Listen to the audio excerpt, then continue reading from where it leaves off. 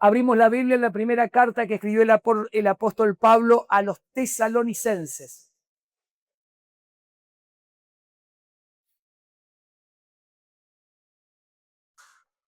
La primera carta que escribió el apóstol Pablo a los tesalonicenses. Ahí está. El título del mensaje es Filias que reverdecen. Leemos desde el versículo 12. Os rogamos, hermanos, que reconozcáis a los que trabajan entre vosotros y os presiden en el Señor y os amonestan, y que los tengáis en mucha estima y amor por causa de su obra. Tened paz entre vosotros. También os rogamos, hermanos, que amonestéis a los ociosos, que alentéis a los de poco ánimo, que sostengáis a los débiles, que seáis pacientes para con todos. Mirad que ninguno pague a otro mal por mal.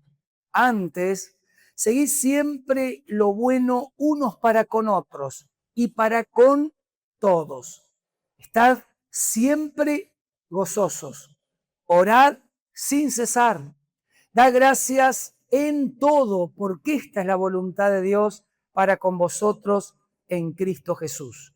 No apaguéis al Espíritu, no menospreciéis las profecías. Examinadlo todo, retened lo bueno. Absteneos de toda especie de mal, y el mismo Dios de paz os santifique por completo, y todo vuestro ser, espíritu, alma y cuerpo, sea guardado irreprensible para la venida de nuestro Señor Jesucristo. Fiel es el que os llama, el cual también lo hará. Oramos. Papá, conforme a tu fidelidad, que es eterna, que es gloriosa, que es inclaudicable, oramos para que esta palabra nos haga reverdecer. Que el poder de tu Espíritu Santo selle en nosotros todas las verdades que ella contiene, de manera tal que no solo nosotros reverdezcamos, sino que donde vayamos ayudemos a otros, colaboremos en tus propósitos de reverdecer. Gracias porque estás aquí. Transfórmanos, múdanos, que lo que no entendemos lo veamos, que lo que no pudimos podamos. Te lo pedimos en el nombre de Jesús. Amén. Tome su asiento, por favor. Gracias, Sofi. Cuando veas que encaro para el final, te aproximas. Bueno, lo que nosotros tenemos que entender, que a muchos todavía quizá nos cuesta comprender, es que tal cual como dicen las profecías, todo el sistema anticristiano, nos oprime. Y a veces en formas que se han permeado tanto en nosotros, muy sutiles, ¿no? Si ustedes se ponen a ver con detenimiento, con una observación bíblica, las redes sociales, muchas decisiones y aspectos de políticas públicas, etcétera, etcétera, están pensadas para conducirnos a las fobias. Rápidamente pregunten a algún conocido, a alguna persona del barrio, si ha tenido fobias, algún tipo de fobia, y la mayoría de las personas le va a decir, sí, tuve este trastorno, estuve varios meses con ansiedad, me costó dormir, tuve mucho miedo, transité una depresión o la estoy transitando. No es casualidad, no es casualidad. Hay toda una ingeniería social que apunta para eso, Y realmente hay que ser muy bicho, hay que tener mucho entendimiento para discernir y luego para tomar decisiones para que esas fobias, ese sistema no nos aplaste, no nos oprima. Por eso la primera frasecita dice que el sistema oprime con fobias, pero la iglesia debería o debe resistir con filias. La palabra filias tiene una procedencia del griego, por eso se dice el amor filial. viene del griego, que es amor, es el afecto familiar. Padres con hijos, hijos con padres, con distintos seres queridos, es el amor filial. Pero si yo les diría que el sistema anticristiano y babilónico, ¿cómo nos quiere? Puse solamente 3D, podría haber agregado más. Nos quiere dependientes, es decir, esclavos. Se dice, yo lo conté un poquito ahí en el Senado días atrás, se dice que las nuevas generaciones van a llevar 25 años de su vida scrolleando, pasando, ¿no? TikTok, video, lo que sea, scrolleando, 25 años de su vida. Es decir, un tercio más o menos de la vida útil, haciendo nada. ¿Ustedes se piensan que eso es fortuito, es casualidad? Si rápidamente investigan qué hacen Bill Gates, Zuckerberg, los grandes CEOs del mundo con sus hijos, se van a dar cuenta que ellos no le dan celulares, no le dan dispositivos móviles electrónicos a sus hijos, no se lo dan. Hasta cierta edad no se los dan. Sin embargo, son ellos los que producen todo el software y los dispositivos. Entonces, el sistema anticristiano babilónico nos quiere dependientes. Si dependemos del sistema, vía por las redes, vía por la salud, vía por cualquiera de las vías, o todas las vías, mejor dicho, las económicas, etcétera, todas las vías, mejor. En segundo lugar, nos quiere depresivos. Porque usted sabe perfectamente que una persona depresiva es raro que piense bien. Es raro que reaccione ante ciertas cosas. Es muy raro. Porque claro, su estado de ánimo no es bueno, es bajo. Está triste, desganada, le falta voluntad, no se levanta de la cama. Entonces, el sistema babilónico, el anticristiano, el sistema perverso del anticristo nos quiere así, dependientes, depresivos, pero además nos quiere desmembrados. No es casualidad lo que está pasando en nuestra sociedad. En Argentina es lo mismo. En Argentina las familias ahora tienen un hijo y algo da el promedio. O sea que no llegamos al 2. Un hijo y algo. Y hay un fenómeno que no sé si alguno de ustedes lo estuvo leyendo o mirando, que en el mundo entero cada vez se tienen menos relaciones sexuales. Voy a dar un solo ejemplo nada más, Japón. El 45% de la población japonesa no tiene relaciones sexuales. ¿Ustedes se piensan que eso es porque sí? No, solo pasa allá. No, no es porque sí. Hay una ingeniería, está diseñado, está pensado. Estoy detrás de un libro que posiblemente lo compre en los próximos días cuando vuelva a Buenos Aires. No lo escribió un evangélico, lo escribió un periodista que se llama El diablo está entre nosotros. No es evangélico, ¿eh? Y es interesante lo que él plantea. Él dice, y da todos los ejemplos habidos y por haber de los últimos años, él dice que por encima de toda la estructura del mundo, por encima de todo lo que maneja el mundo, hay principados, gobernadores de las tinieblas que le soplan. No es evangélico el escritor, no es evangélico.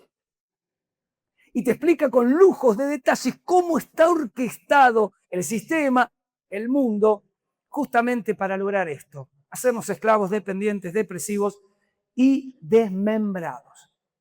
Pero nosotros hemos acuñado una triple P y una triple M, que dice así. Le voy a molestar un ratito, llega la parte que hacemos ejercicio físico también. Bueno, póngase de pie un ratito, por favor. Acompáñenme con los movimientos. Es así. Haga conmigo. No se pegue un tiro.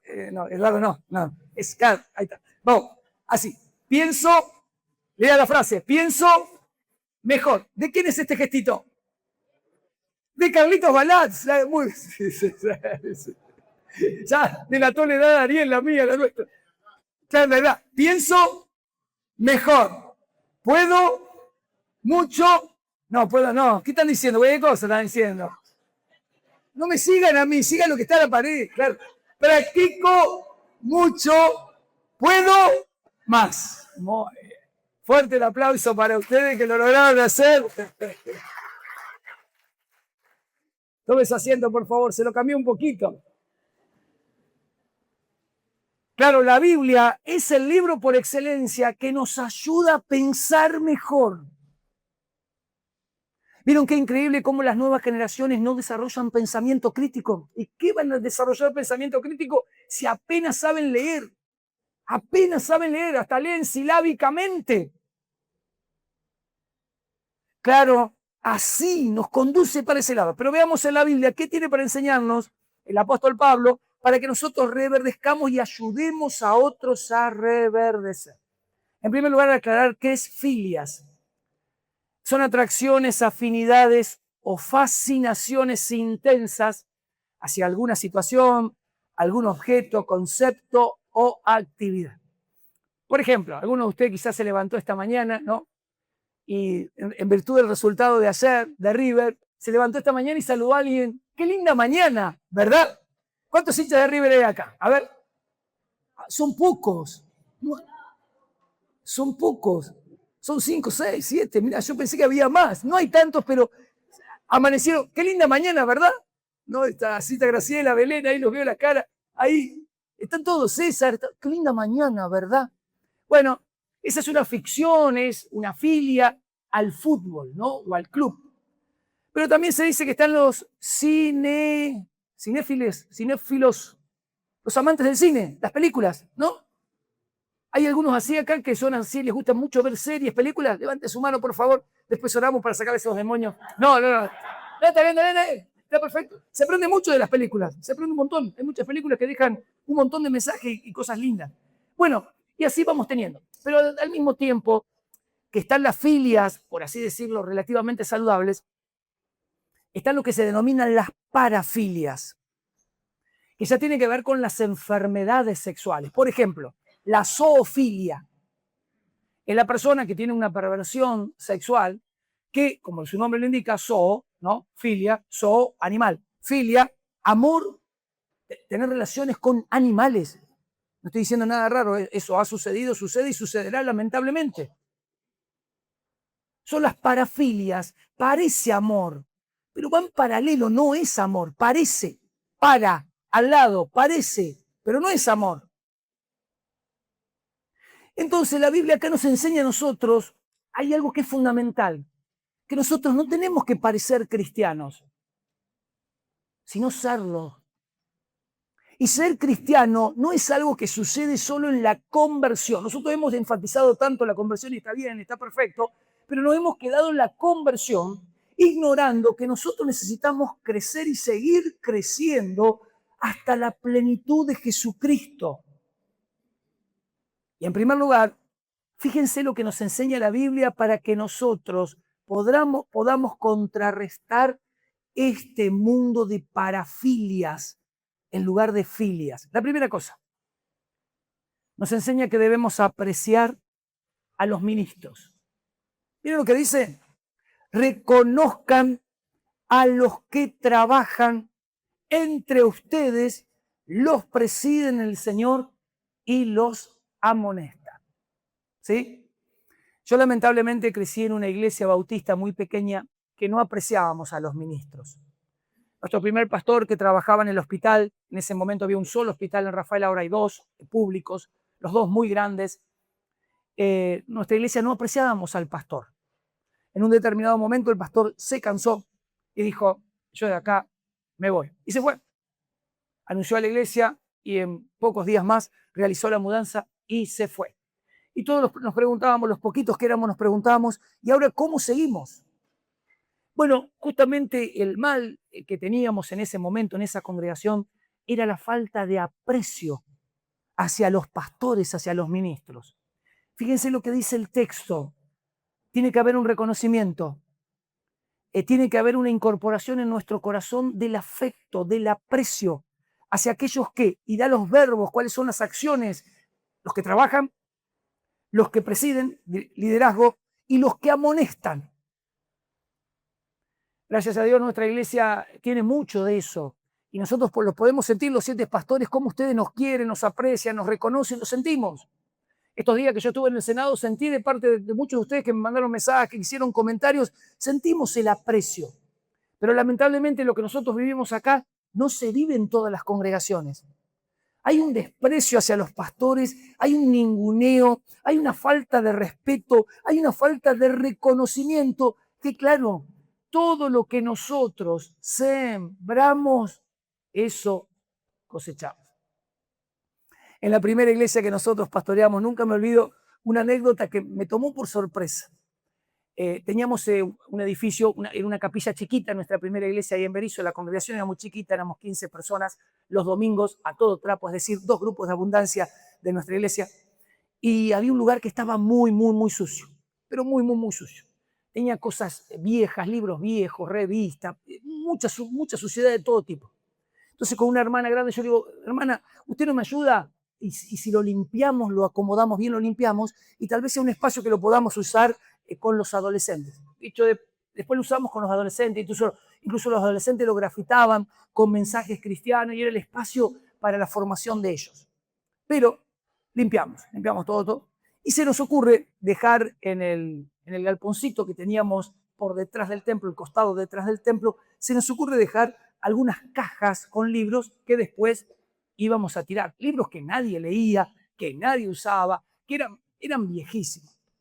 Bueno, termina la celebración del domingo, la única que teníamos, esas 15 personas, y se me ocurre salir a la vereda a saludar a algunos hermanos, y uno de ellos me esquiva el saludo. Y me dice, ¿para qué te trajimos acá? Yo digo, ¿qué me está hablando? Me agarró por súper sorpresa. Yo jamás me imaginé que era relación con la caja, con los libros que estaban ahí, que lo íbamos a tirar. Y empezó con una falta de respeto, un hombre grande, de muchos años en la iglesia, que obviamente al tener tantos años, ¿qué se creía que era de la iglesia? El dueño. El dueño, tantos años, era el dueño. Aparte de lo que me dijo, ¿para qué te trajimos? Yo pensé que me había mandado el Señor, pero no importa. No importa, ¿eh? Yo no sabía de qué me hablaba. Yo pensé que me estaba haciendo un chiste y le sigo como chiste. No, ¿qué chiste? Estaba recontra mí enojado. Pero tú en la vereda, años en la iglesia. A ver, pregunto nada más, pregunto. Si tenemos tantos años en la iglesia y hay algo que estamos en desacuerdo, que no entendemos, que no nos gusta y tenemos tantos años en la iglesia, ¿no será que es mejor hablarlo en privado, en una oficina o en un lugar y hablarlo bien? ¿No será? Sin embargo, yo tuve que entender que esa iglesia no tenía aprecio hacia los ministros y que una de mis tareas prioritarias iba a ser trabajar en esa dirección, que gracias a Dios lo logramos y nosotros antes de venir a La Paz dejamos 2 pastores de nuestro equipo pastoral que fuimos formando, que eran esos 2, no tuvo que venir nadie de afuera, dejamos a 2 que nosotros fuimos formando. Pero fíjense la falta de aprecio a los ministros. A veces no nos damos cuenta y al meternos con los ministros ignoramos que nos metemos con Dios. Yo hay cosas que no puedo decir acá y menos si salen grabadas, porque muchos de ustedes no lo van a entender, no se lo digo de mala onda, no estoy ofendiendo su intelectualidad. No lo va a entender ciertas cosas que no lo va a entender ciertas cosas que suceden. Pero la Biblia nos enseña que una de las cosas que nos van a hacer reverdecer a nosotros y reverdecer en su conjunto como iglesia es apreciar a los ministros. En segundo lugar, la Biblia nos enseña que las filias que nos hacen reverdecer es cuando apoyamos a los hermanos. Si hay algo que yo he aprendido con los años y lo sigo aprendiendo, es que más que 1000 palabras vale el apoyo. Anoche me escribía Guada, entonces digo, Guada, no, mandame texto, me mandaba un audio, no, Guada, mandame, y entonces después Guada me mandó el texto ahí, y sí, porque nosotros tenemos que apoyarnos entre nosotros. Miren lo que dice el texto. También rogamos, hermanos, que amonesten. No creo que haya entre nosotros algún ocioso, no creo. No. ¿Vieron ese GIF que te mandan, que tiran una pala y todos salen? ¿Lo tienen por ahí? Sí, seguramente lo tienen guardado en su celular. A mí me lo mandan constantemente los sátrapas de mis futuros yernos. Yo les digo de todos los destrozos a los dos, les digo, ustedes los dos son unos ñoquis del Estado. ¿no? Y Maca se defiende, no, yo, pa, trabajo en el sector privado, dice Maca, porque trabaja en el público y en el privado. No, yo trabajo en el privado, pa. Bueno, y se defienden. Pero tal vez haya algún ocioso acá. A ver, ¿qué sería el ocio en el reino de Dios? ¿Qué estás haciendo para Dios? Y no me estoy refiriendo que vengas a este templo, que vengas a Belgrano o a alguna de las obras y hagas puntualmente algo dentro del edificio. No hace falta. Porque vos podés hacerlo en el hospital, podés hacerlo en el club, podés hacerlo en la cooperadora, podés hacerlo, no sé, en donde Dios te puso. Pero el punto está que, claro, muchas veces estamos ociosos. ¿Y vieron lo que pasa cuando uno está ocioso? ¿Qué hace? Mira a todos. Se pone en mirón. Se puso ocioso y mirón. Entonces la mira, pero Vanina le pasa mal el PowerPoint al pastor. Está redormida, Vanina. Es empleada pública. No. Señor. Pero claro, empezamos a ver los defectos de todos porque estamos ociosos. Ahora, yo te voy a decir algo, lo peor que nos puede pasar es estar ociosos, porque ustedes saben perfectamente lo que dice un viejo refrán. Oficina vacía, taller vacío, es decir, corazón vacío de propósitos de Dios y de ocupaciones del reino, oficina, taller, corazón, cocina, que trabaja el diablo. Entonces, ¿qué tenemos que hacer con esos hermanos que están ociosos? Amonestarlos. ¿Y qué onda? ¿Qué estás haciendo para Dios y para los demás? Vieron que solemos pensar que la iglesia es para que me ayude a mí. No, no es solo para eso. La iglesia es para que nos reunamos todos, nos apoyemos y ayudemos cada vez a más personas. Bueno, tenemos los ociosos. Nadie de acá es ocioso, ¿no es cierto? Así me quedo más tranquilo. Gloria a Dios. Vamos al segundo. En segundo lugar, no solo tenemos los... Dame la otra que nos pone en palabritas. Ahí está. Primero tenemos los desocupados. Nadie acá es desocupado, ¿no? Desocupado de los propósitos de Dios me refiero, por supuesto. A ver, quiero decirte algo que no nos enseñaron mucho, pero nosotros estamos avanzando en esa dirección y yo lo hablé con varios jóvenes. Hay algunos libros que escribió el pastor Edgardo Silvoso, muy lindos. Escribió varios. Te voy a mencionar dos. Uno, Eclesía, y el otro no me acuerdo, pero habla de transformación. Un lado del título tiene transformación. Él habla que hay dos clases de ministros en el reino de Dios. Los ministros de púlpito, en este caso yo, ministro de púlpito, no solo por la predicación, sino dentro de la iglesia, edificando la iglesia, instruyendo, acompañando, presidiendo. Pero también dice que están los ministros de mercado. La mayoría de nosotros pensamos, bueno, si no soy pastor no soy nada. No, eso lo enseña la Biblia. Vos podés ser un ministro de mercado. Yo conozco a varios de ellos. ¿Qué hacen? Tienen empresas, tienen grandes negocios, tienen corporaciones y en el mercado, en las empresas, en los hoteles, en lo que sea, se reúnen con los empleados, adoran a Dios, le dan gracias, ponen en sus manos el negocio, la jornada, y eso lo hacen sistemáticamente.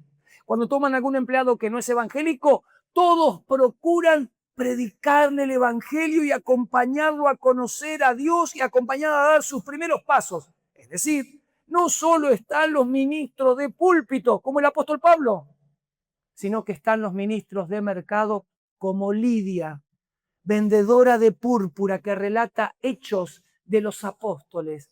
Se necesitan ambos. Es decir, no alcanza solo con los ministros de púlpito. Es imprescindible tener a los ministros de mercado. ¿Y qué hacen los ministros de mercado? Por ejemplo, lo que vamos a hacer el 4 de julio.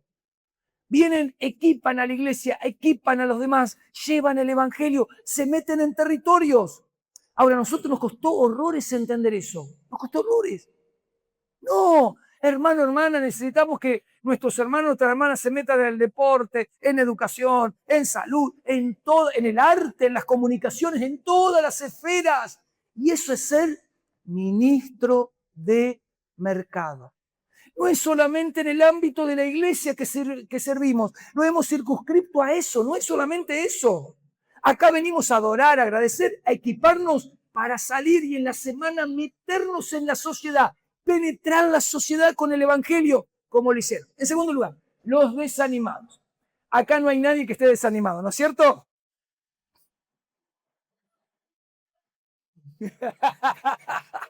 No me convencieron. No, nada más. No, no me convencieron. Bueno, ¿cómo se ve el desánimo, no? Pero el desánimo no se ve solamente por fuera de la iglesia, se ve dentro de la iglesia. Y una vez los que dirigen la alabanza ya no saben más qué hacer. Increpa, levantan las manos, hacen la vertical, la paralítica, la parabólica, no sé. Claro, porque tiene mucho que ver con nuestro ánimo, muchísimo. ¿Cómo está tu ánimo? Bueno, están los desanimados. Bueno, ahí, ¿cómo apoyamos al desanimado? Animándolo, alentándolo. Entonces, fíjate cómo se necesitan distintos ministerios. Acá tal vez tenga que ver mucho con la exhortación. Acá tal vez tenga mucho que ver con la consolación.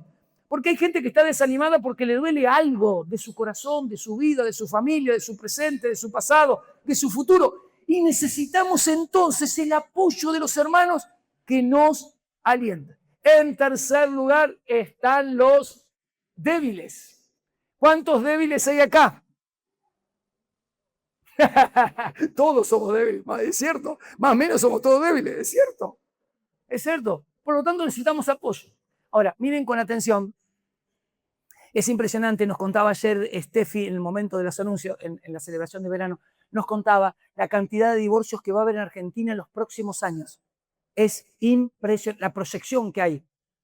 Cómo sigue quebrándose la familia. Fíjense que ni los cónyuges nos apoyamos.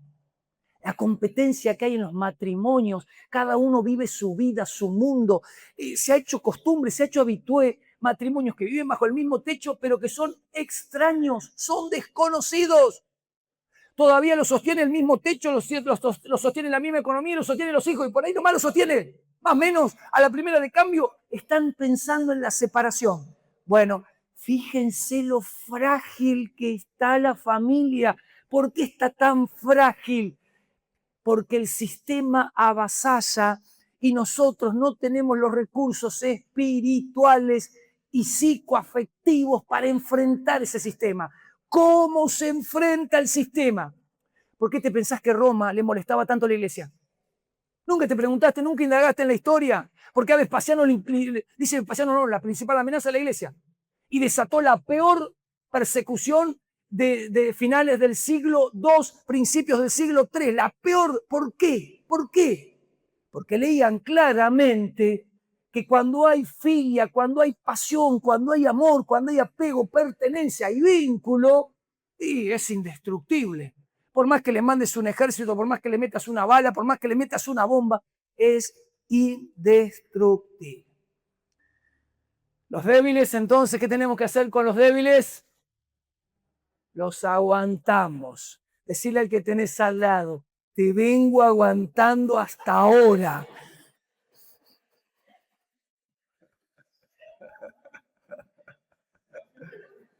Qué bien que lo hizo Claudia de sentarse allá atrás, Beto. Lo hizo tan bien, pero lo hizo una genia, Claudia, lo hizo tan bien, Beto. No te quería decir nada, Beto, pero bueno. Bueno, y por último, para todos, paciencia. Si alguno de ustedes, y seguramente que sí, y gloria a Dios por eso, está pensando en el ministerio pastoral, gloria a Dios, paciencia. Que Dios te ayude. Paciencia. Porque si hay algo que el ministerio pastoral logra formar en nosotros es paciencia. ¿No? Para no hablar, para no hacer, para no defenderte. Sabes todo, conoces muchas cosas. Sin embargo, el amor y la paciencia te dicen que te calles, que no digas nada, que esperes los tiempos, las sazones. Paciencia. A veces pensamos que el ministerio pastoral es solo el micrófono. No es solo el micrófono. Hay muchísimas cosas por detrás, mucho más importantes que el micrófono. El micrófono es algo nada más. Algo nada más. No es solo eso. Paciencia. ciencia. Ahora, fíjense, tenemos 3 tipos de cristianos. Tenemos un cuarto también, ¿no? Tenemos los desocupados, tenemos los desanimados, tenemos los débiles, pero para mí, según lo que escribe aquí el apóstol Pablo desde Tesalónica, tiene que haber otro grupo. ¿Cuál será el otro grupo? los animados. Muy bien, los animados, los fuertes y los ocupados, ¿o no? A ver, búsquenme 3 palabritas que coincidan y que reflejen la idea. Acá, los ocupados. Acá, ya no me pega, ¿no? No, no pega. Reverdecidos, ahí está. Gracias, María. Lo juntamos con reverdecidos y ya está, lo hacemos más fácil, así no nos complicamos. Bueno, están los reverdecidos. Están los que están bien ocupados en el reino de Dios, están avanzando. Están los que tienen buen ánimo en el Señor. Y están los que están más fuertes en el Señor. Porque eso es verdad. Eso sucede cuando uno practica las disciplinas espirituales, cuando crece, cuando ama a Dios, cuando ama a las personas, avanza en esa dirección. Bueno, a todos esos les pide que apoyen estos 3 grupos. Pero no alcanza con eso. Tiene que haber en nosotros, lo dice el versículo 16, un arraigo en el gozo. Estuve en iglesias que parecían un velatorio las reuniones. Un velatorio. Yo pensé que lo estaban velando a Jesús. Un velatorio, literal, como se los digo, un velatorio. Porque no tiene que ver solo con la iglesia en sí o los que tienen la alabanza, la parte de la adoración. Tiene que ver dónde echamos nuestras raíces los que pertenecemos a la iglesia. ¿Dónde están tus raíces? Fíjense lo que dice el versículo 16. ¿No les sorprende? Es una exhortación. Dice, estad siempre, siempre, siempre. Es que el estado constante nuestro debe ser de gozo. Y uno se pregunta, ¿siempre? ¿Cómo se hace siempre? ¿Cómo hizo Jesús siempre? Miren lo que dice el autor de Hebreos capítulo 12. Por el gozo que tenía puesto delante de él, sufrió el oprobio. Es decir, que Jesús puso delante de sí una zanahoria denominada gozo, es decir, denominada cada uno de nosotros, los redimidos, los comprados, los perdonados, puso una zanahoria y corría detrás de esa zanahoria denominada gozo y denominada cada uno de nosotros. En Isaías capítulo 53 enseña exactamente lo mismo, que lo sostuvo el gozo a él, el gozo le produjo la satisfacción de pasar por todos los sufrimientos, vicisitudes que no merecía, pero que sí lo hizo por el gozo. La pregunta es la misma para nosotros. ¿Cuál es nuestra zanahoria?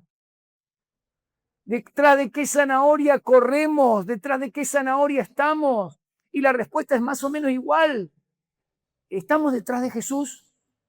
El autor de Hebreos va a decir, puestos, la zanahoria, ¿no? Puestos los ojos en la zanahoria, puestos los ojos en Jesús.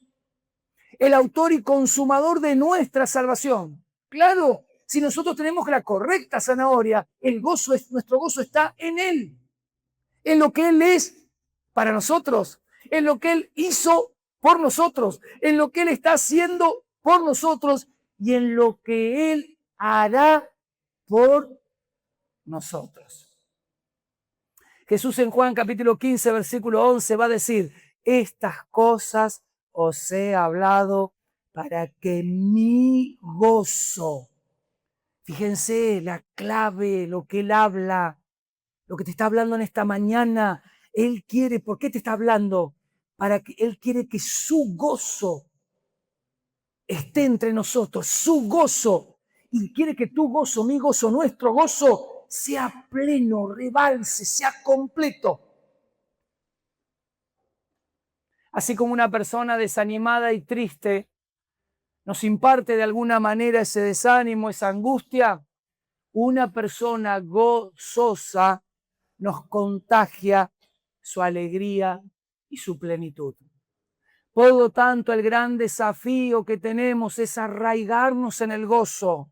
No nos arraiguemos en la tristeza, en lo que nos falta, en los problemas que tenemos, en las carencias. No nos arraiguemos en nuestras debilidades. Muchos de nosotros nos detenemos en nuestros pensamientos y en nuestras emociones, en lo que nos falta, en lo que no logramos, etcétera, etcétera. Te voy a contar, te voy a contar un ejemplo muy sencillo, pero para mí muy poderoso.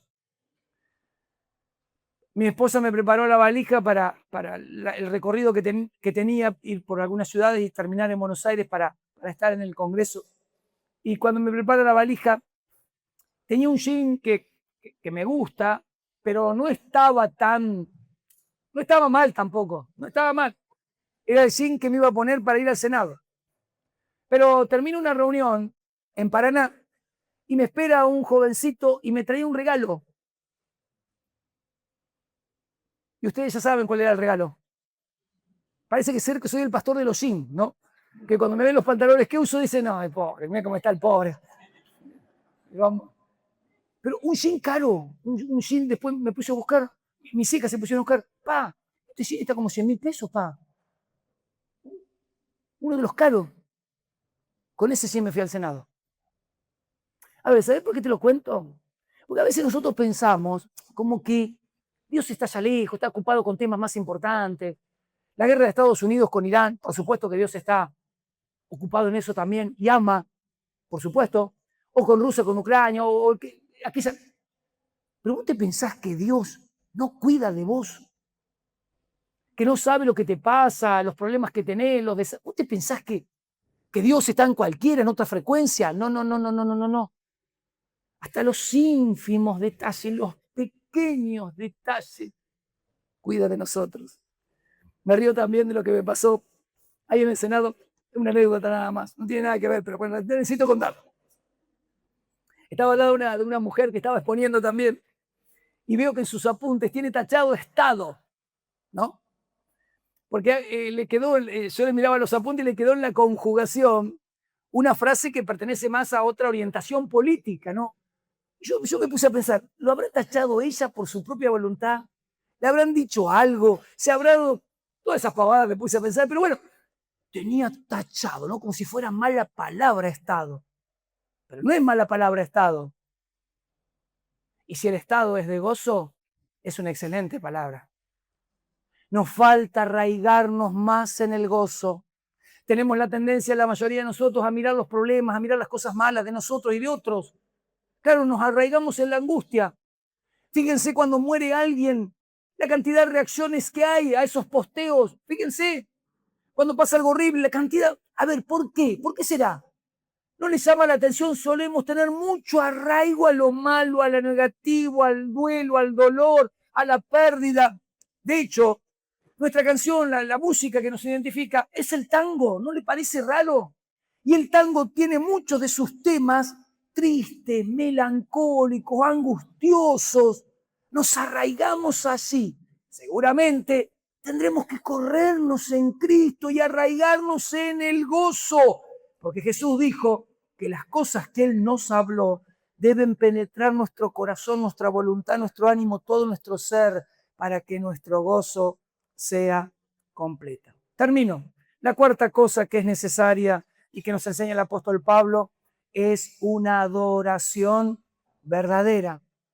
Yo puse algunos nomás ahí, pero usted léalo todo el texto. Fíjese, habla de la oración, habla de la gratitud, de una vida. Me faltó la I ahí.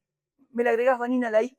En 2 segunditos. Espiritual, en espiritual. Me faltó la I, así me queda joya para esta noche. Una vida espiritual, de las profecías, etcétera, etcétera. Fíjese, una adoración verdadera. Ahora, nosotros a algunas cosas no estamos acostumbrados. Yo lo que le voy a contar, nosotros habitualmente no estamos acostumbrados. En el año 2023 estábamos por entrar a Sobre tu Corazón y una hermana de nuestra iglesia que no está más acá, se mudó, vive en otra ciudad y sirve en otra congregación, me dice, pastor, quiero contarle algo que Dios me mostró para usted. Bueno, estábamos por entrar a Sobre tu Corazón, faltaba poquito para empezar, y la hermana me empezó a relatar, tal cual como me pasó estos días atrás en el Senado.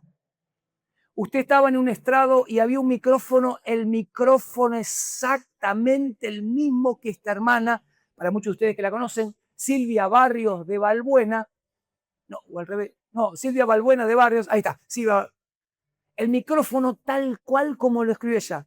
Era un palito el micrófono y en el extremo algo chiquito, tal cual, posta. Usted estaba ahí hablando en el Senado de la Nación, me dice la hermana. Bueno, yo la escuché, y vinimos sobre tu corazón. Terminó sobre tu corazón, volví a casa, me puse a orar y a pensar lo que me había dicho y tomé la primera decisión. Tomé la primera decisión, que obviamente incluía a otras personas y que yo debía comunicarle esa decisión en base a esa palabra. ¿Vieron cuando dice el texto, ahí en Tesalonicenses, dice que no menospreciemos las profecías?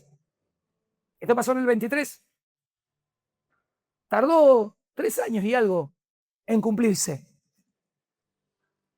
Sin embargo, antes que se cumpliera, en el interín, yo fui tomando decisiones en virtud de esa profecía. ¿Qué te quiero decir? No estamos acostumbrados nosotros a movernos en direcciones así.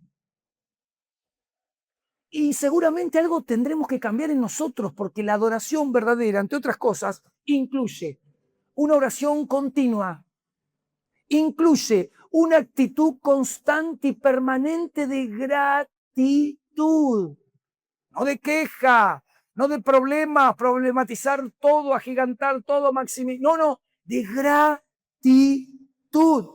Incluye una vida, gracias Vanina, incluye una vida espiritual, incluye una santidad que se traslada a todas las esferas que Dios nos ha dado, santidad, incluye las profecías y todo lo demás que dice el texto. Por lo tanto, seguramente Dios nos quiere decir algo, que nuestra adoración privada y pública debe teñirse de más cosas de estas. Claro, ¿cómo llegamos a una adoración verdadera? Tan simple, pero cuesta tanto.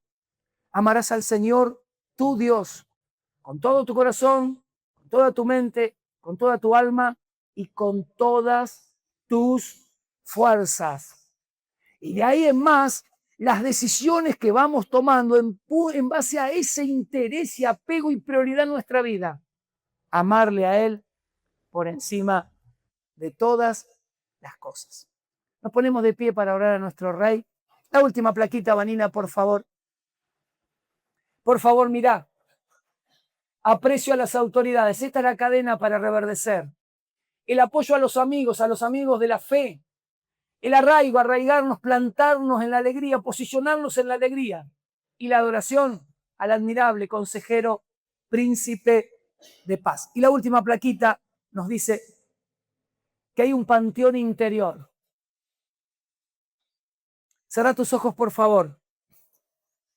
A veces tenemos un panteón en nuestro interior, tenemos los intereses divididos, las prioridades desordenadas, los gustos, las filias mal acomodadas.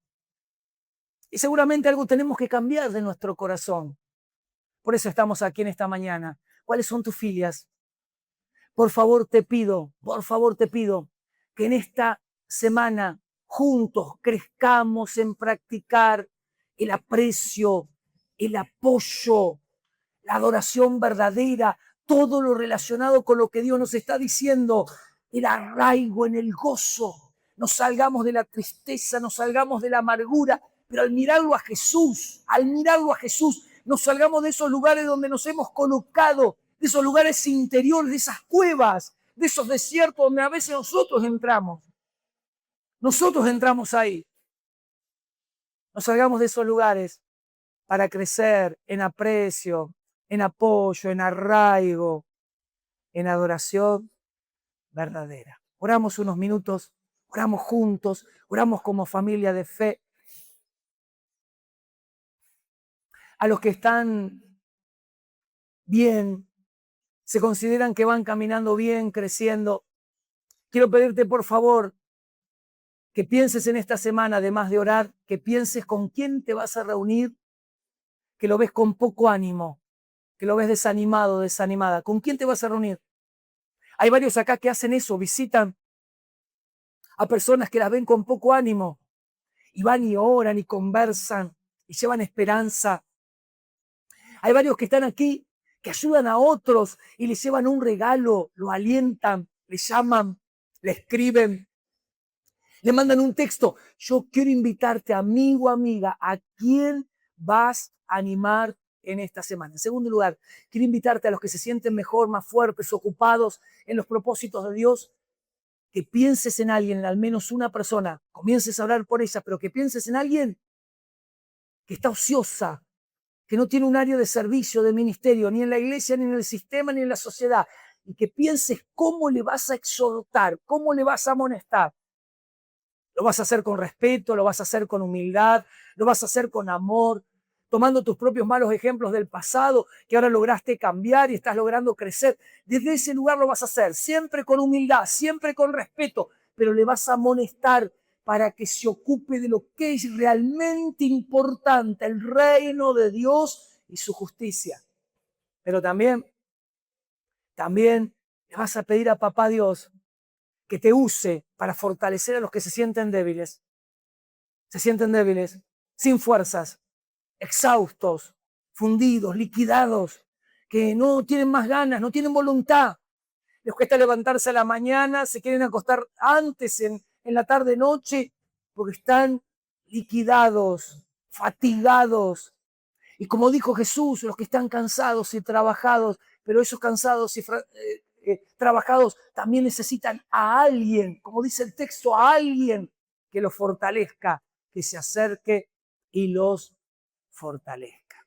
Cierra tus ojos, por favor, y sigue orando, sigue orando. Papá, bendigo. Tan lindo verlo al esposo de Graciela, gloria a Dios. Fortalecelo, papá, llenalo de tu espíritu. Tan lindo ver a cada familia que está acá, a los hermanos de Santa Elena, llenalos de tu espíritu, que en esta semana se puedan reunir, a orar, a adorar, a cantar, a revisar las escrituras, a apoyarse mutuamente, a amarse y apoyarse. Amigo, amiga, si hay alguno acá que dejó su grupo de abundancia, que no está haciendo ninguno, esta es la semana de retomar. Buscate un grupo, retomar el grupo. No te quedes, porque el sistema te quiere comer, destruir, debilitar, esclavizar, arruinar tu vida, tu corazón, arruinar tu familia. No te quedes, buscate un grupo. Determinate ahora mismo, decirle, papá, yo delante tuyo, acá en el altar, delante tuyo, me determino a buscar, decido buscar un grupo para ser reverdecido y ayudar a otros a reverdecer. Unos minutos más de oración. Vamos a orar por alguien que tenemos ahí cerquita nuestro. Busca a alguien, si es alguien que no sea familiar tuyo, mejor, ahí cerquita. Y orá por él y vos orá por ella, por él.